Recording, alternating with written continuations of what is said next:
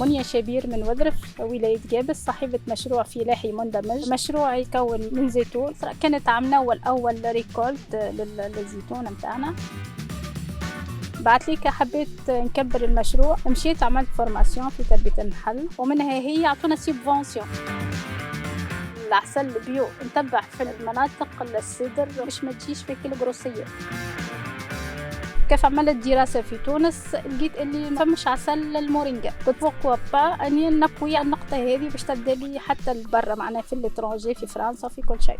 شجرة المورينجا هي شجرة طبية تطلع في لومينيتي، تعمل ريجولاسيون للبدن، هي مكمل غذائي صحي. غرست في الأول 20 شجرة، وبعد ليك زدت كبرت عملت 200 شجرة أخرى. نعمل حتى في كومبوستاج هي محلي، معناها نسقي حاجات بيو.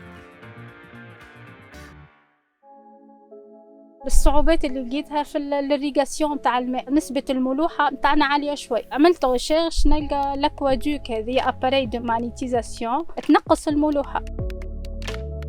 مون اكسبيريونس افيك تراس ساعدتني باش نشري الاباري دو مانيتيزاسيون تاع الماء. ان شاء الله كيف باش يجوني لي سيرتيفيكاسيون بيو، كيف يشوفوا نوعية المياه يلقوها مطابقة للمواصفات البيو. ثاني حاجة خذيت التوك توك اللي هو يساعدني في الترانسبور في كل شيء، وكبرت في الليروش دابي. ننصح صغار لي زونتربرونور ماذا بينا نبعدوا على الدويات، استعملوا اسمدة كومبوستاج محلي باش تجيك الحاجة بيو.